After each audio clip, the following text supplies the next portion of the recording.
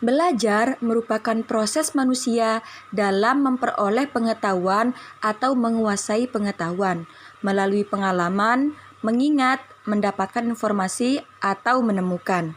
Salah satu aliran yang mempunyai pengaruh terhadap praktik belajar yang dilaksanakan di sekolah adalah aliran kognitif. Teori belajar kognitif lebih meningkatkan proses belajar daripada hasil belajarnya. Banyak ahli telah memberikan pandangan mengenai teori kognitif. Berikut ini beberapa pengertian teori belajar menurut para tokoh aliran kognitif. 1. Teori belajar menurut Piaget. Menurut Piaget, perkembangan kognitif merupakan suatu proses genetik, yaitu proses yang didasarkan akan mekanisme biologis perkembangan sistem syaraf. Semakin bertambahnya umur pelajar, semakin kompleks susunan sel sarafnya dan makin meningkat kemampuannya. Proses peningkatan tersebut melalui proses yang disebut adaptasi. Piaget membagi tahap-tahap perkembangan kognitif ini menjadi 4, yaitu 1. Tahap sensorimotor dari umur 0 sampai 2 tahun. 2. Tahap preoperasional umur 2 sampai 7 atau 8 tahun. 3. Tahap operasional konkret umur 7 atau 8 sampai 11 atau 12 tahun. 4. Tahap operasional formal umur 11 atau 12 sampai 18 tahun. Teori belajar menurut Branner. Dalam memandang proses belajar, Branner menekankan adanya pengaruh kebudayaan terhadap tingkah laku seseorang. Dengan teorinya yang disebut free discovery learning, ia mengatakan bahwa proses belajar akan berjalan dengan baik dan kreatif jika guru memberikan kesempatan kepada siswa untuk menemukan suatu konsep, teori, aturan, atau pemahaman melalui contoh-contoh yang ia jumpai dalam kehidupannya. Menurut Branner, perkembangan kognitif seseorang terjadi melalui 3 tahap yang ditentukan oleh caranya melihat lingkungan, yaitu 1. Tahap enaktif, yaitu seseorang melakukan aktivitas dalam upaya untuk memahami lingkungan. 2. Tahap ikonik, seseorang memahami objek melalui gambar dan visualisasi verbal. 3. Tahap simbolik, seseorang yang mampu memiliki ide-ide atau gagasan abstrak yang dipengaruhi oleh kemampuan dalam berbahasa dan logika. Teori belajar menurut Ausubel. Teori-teori belajar yang ada selama ini masih banyak menekankan pada belajar asosiatif atau belajar menghafal. Belajar demikian tidak banyak bermakna bagi siswa. Materi yang dipelajari diasimilasikan dan dihubungkan dengan pengetahuan yang dimiliki siswa dalam bentuk struktur kognitif. Advanced Organizer merupakan penerapan konsepsi tentang struktur kognitif di dalam merancang pembelajaran. Penggunaan Advanced Organizer sebagai kerangka isi akan dapat meningkatkan kemampuan siswa dalam mempelajari informasi baru, dapat memudahkan siswa mempelajari materi pelajaran yang baru, serta hubungannya dengan materi yang telah dipelajarinya. Yang keempat, teori menurut Gagne. Gagne berpendapat bahwa belajar bukan hanya disebabkan oleh proses pertumbuhan saja, namun juga disebabkan oleh perubahan yang terjadi dalam kemampuan manusia setelah belajar secara terus-menerus. Komponen-komponen belajar dalam proses belajar menurut Gagne merupakan situasi yang memberi stimulus yang menghasilkan respon.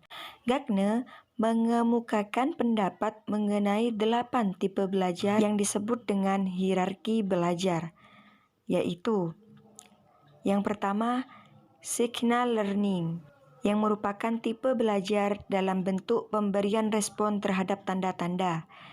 Yang kedua, stimulus response learning, yaitu seseorang belajar mengucapkan kata-kata dalam bahasa asing.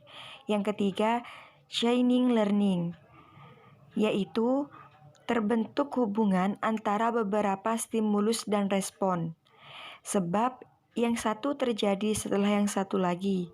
Contohnya, setelah pulang kantor, ganti baju, makan, dan sebagainya. Yang keempat, Verbal association. Tipe ini bersifat asosiatif tingkat tinggi karena fungsi nalar yang menentukan. Contohnya, bila anak melihat gambar bentuk bujur sangkar dan dia bisa mengatakan bahwa gambar tersebut adalah bujur sangkar. Yang kelima, discrimination learning. Tipe ini menghasilkan kemampuan membeda-bedakan berbagai gejala, seperti siswa bisa membedakan manusia yang satu dengan yang lain. Yang keenam, concept learning. Belajar konsep adalah corak belajar yang dilakukan dengan menentukan ciri-ciri yang khas yang ada dan memberikan sifat tertentu pada berbagai objek. Yang ketujuh, rule learning. Tipe belajar ini terjadi dengan cara mengumpulkan sejumlah sifat kejadian yang kemudian tersusun dalam macam-macam aturan. Contohnya, aturan seperti logam jika dipanaskan akan memuai. Angin berhembus dari daerah maksimum ke daerah minimum. Yang kedelapan, problem solving. Tipe belajar ini adalah yang paling kompleks. Dalam tipe belajar ini diperlukan proses penalaran yang kadang-kadang memerlukan waktu yang lama. Yang kelima adalah teori Gestalt. Teori Gestalt ini memandang bahwa belajar adalah proses yang didasarkan pada pemahaman atau insight.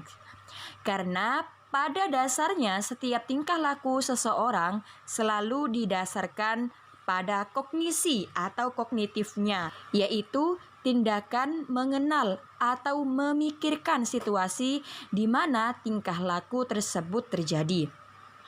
Dengan kata lain, teori Gestalt menyatakan bahwa yang paling penting dalam proses belajar setiap individu adalah pemahamannya. Oleh karena itu, teori belajar Gestalt disebut teori insight. Proses belajar yang menggunakan insight atau pemahaman mempunyai ciri-ciri sebagai berikut. Yang pertama, pemahaman tergantung pada kemampuan dasar. Yang kedua, pemahaman tergantung kepada pengalaman masa lampau yang relevan. Yang ketiga, pengalaman tergantung kepada pengaturan situasi yang terjadi. Yang keempat, pengalaman didahului dengan periode mencari dan mencoba-coba. Yang kelima, solusi problem dengan menggunakan pengalaman dapat diulangi dengan mudah dan akan berlaku secara berlangsung. Yang keenam, jika pemahaman telah terbentuk, maka problem pada situasi-situasi yang lain akan dapat dipecahkan. Aplikasi teori belajar kognitif dan pemrosesan informasi dalam desain pesan pembelajaran. Hakikat belajar menurut teori kognitif dijelaskan sebagai suatu aktivitas belajar yang berkaitan dengan penataan informasi, reorganisasi perseptual, dan proses internal. Dalam merumuskan tujuan pembelajaran, mengembangkan strategi, dan tujuan pembelajaran tidak lagi mekanistik sebagaimana pada teori behavioristik, namun dengan memperhitungkan kebebasan dan keterlibatan siswa secara aktif dalam proses belajar, sehingga akan lebih bermakna bagi pelajar. Karakteristik dari proses belajar dalam hal ini adalah belajar merupakan proses pembentukan makna berdasarkan pengetahuan yang sudah dimiliki melalui interaksi secara langsung dengan objek. Belajar merupakan proses pengembangan pemahaman dengan membuat pemahaman baru. Ketiga, yaitu agar terjadi interaksi antara anak dan objek pengetahuan, maka guru harus menyesuaikan objek dengan tingkat pengetahuan yang sudah dimiliki oleh anak. Proses belajar harus dihadirkan secara autentik dan alami. Anak dihadirkan dalam situasi objek sesungguhnya dan harus sesuai dengan perkembangan anak. Sedangkan guru mendorong dan menerima otonomi dan inisiatif anak. Guru menyusun tugas dengan menggunakan terminologi kognitif, yaitu meminta anak untuk mengklarifikasi, menganalisa, dan memprediksi. Beri kegiatan yang menumbuhkan rasa keingintahuan siswa dan membantu mereka untuk mengekspresikan ide dan mengomunikasikan dengan orang lain. Guru memberikan kesempatan kepada anak untuk merespon Proses pembelajaran. Guru memberi kesempatan berpikir untuk memberi pertanyaan. Teori belajar konstruktivisme merupakan suatu teori yang lebih mementingkan proses daripada hasil. Proses pembelajaran tidak hanya melibatkan hubungan antara stimulus dan respon, tetapi lebih banyak melibatkan proses berpikir. Menurut teori ini, ilmu pengetahuan dibangun dalam diri seseorang mulai proses interaksi yang berkesinambungan dan dengan lingkungan. Teori konstruktivisme didefinisikan sebagai pembelajaran yang bersifat generatif, yaitu tindakan mencipta sesuatu makna dari apa yang dipelajari. Menurut Tran-Fui, konstruktivisme adalah suatu filsafat belajar yang dibangun atas anggapan bahwa dengan memfleksikan pengalaman-pengalaman sendiri. Sedangkan teori konstruktivisme adalah sebuah teori yang memberikan kebebasan terhadap manusia yang ingin belajar atau mencari kebutuhannya dengan kemampuan untuk menemukan keinginan atau kebutuhannya tersebut dengan bantuan difasilitasi orang lain. Ciri-ciri konstruktivisme. 1. Pengetahuan dibangun oleh siswa sendiri. 2. Pengetahuan tidak dapat dipindahkan dari guru ke murid, kecuali hanya dengan keaktifan murid sendiri. 3. Murid aktif mengkonstruksi secara terus-menerus, sehingga selalu terjadi perubahan konsep ilmiah. 4. Guru sekedar membantu menyediakan saran dan situasi agar proses konstruksi berjalan lancar. 5. Struktur pembelajaran seputar konsep utama pentingnya sebuah pertanyaan. Aplikasi dan implikasi dalam pembelajaran teori konstruktivisme. Teori konstruktivisme membawa implikasi dalam pembelajaran yang harus bersifat kolektif dan kelompok. Menurut Asribudiningsih, ada dua jenis proses adaptasi, yaitu adaptasi bersifat autoplastis dan adaptasi bersifat alloplastis. Adaptasi autoplastis merupakan proses penyesuaian diri dengan cara mengubah diri sesuai dengan suasana lingkungan. Sedangkan adaptasi alloplastis yaitu adaptasi dengan cara mengubah situasi lingkungan sesuai dengan keinginan dirinya sendiri.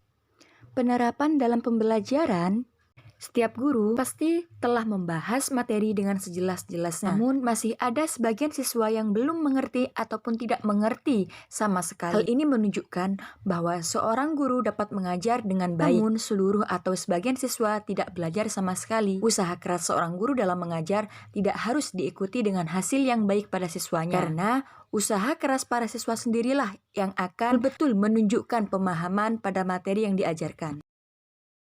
Tugas setiap guru adalah memfasilitasi siswanya. Pengetahuan dikonstruksi sendiri oleh para siswa, bukan ditanam oleh guru. Para siswa harus dapat secara aktif mengasimilasikan dan mengakomodasi pengalaman baru ke dalam kerangka kognitifnya. Guru harus memahami model-model mental yang digunakan para siswa untuk mengenal dunia mereka. Penalaran yang dikembangkan dan dibuat para siswa untuk mendukung model-model tersebut. Hal ini agar proses belajar dan mengajar berjalan dengan baik. Di sini, siswa memiliki peran aktif dalam mengonstruksi pemahaman mereka sendiri, sehingga guru dalam mengajar bukannya mengkuliahi, menerangkan, atau upaya-upaya sejenis untuk memindahkan pengetahuan pada siswa. Tetapi, siswa sendirilah yang menciptakan situasi atau membantu perkembangan mereka sendiri sesuai konstruksi mental yang diperlukan. Kurikulum dirancang sedemikian rupa sehingga terjadi situasi yang memungkinkan pengetahuan dan keterampilan dapat dikonstruksi oleh peserta didik. Latihan memecahkan masalah dilakukan melalui belajar kelompok dengan menganalisis masalah dalam kehidupan sehari-hari. Peserta didik diharapkan selalu aktif dan dapat menemukan cara belajar sesuai dengan dirinya. Guru hanya sebagai fasilitator, mediator, dan teman yang membuat situasi kondusif untuk terjadinya konstruksi pengetahuan pada diri peserta didik. Kelebihan dan kelemahan dalam aplikasinya. Kelebihan, paham karena murid terlibat secara langsung dalam membina pengetahuan baru. Mereka akan lebih paham dan dapat mengaplikasikannya dalam semua situasi. Selain itu, murid terlibat secara langsung dengan aktif. Mereka akan mengingat lebih lama semua konsepnya.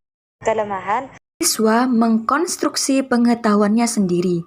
Tidak jarang bahwa hasil konstruksi siswa tidak cocok dengan hasil konstruksi sesuai dengan kaidah ilmu pengetahuan, sehingga menyebabkan miskonsepsi. Dan setiap siswa memerlukan penanganan yang berbeda-beda, meskipun guru hanya menjadi pemotivasi dan memediasi jalan proses belajar, tetapi guru di samping memiliki kompetensi di bidang itu harus memiliki perilaku yang elegan dan arif sebagai spirit bagi anak. Adapun perbedaan antara pembelajaran tradisional dengan pembelajaran konstruktivisme. Dalam pembelajaran tradisional, penyajian kurikulum menggunakan pendekatan induktif, yaitu disajikan dari bagian-bagian menuju keseluruhan. Sedangkan pembelajaran konstruktivisme, penyajian kurikulumnya menggunakan pendekatan deduktif, yaitu disajikan mulai dari keseluruhan menuju bagian-bagian.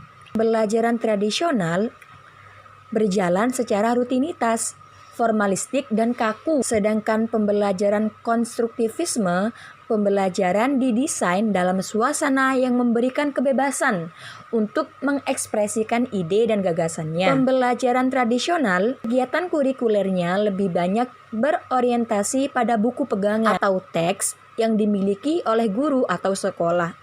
Akibatnya, pembelajaran tidak didasarkan atas materi atau tujuan dalam kurikulum, tetapi kepada urutan buku pedoman. Sedangkan pembelajaran konstruktivisme, kegiatan kurikuler lebih banyak dikaitkan dengan realitas dalam kehidupan. Dalam pembelajaran tradisional, peserta didik yang belajar lebih dipandang sebagai objek yang tidak memiliki pengetahuan apa-apa, seperti botol kosong. Asumsi ini akhirnya melahirkan pembelajaran hanya sekadar menyampaikan materi kepada siswa. Aspek pemahaman mudah dinafikan oleh guru.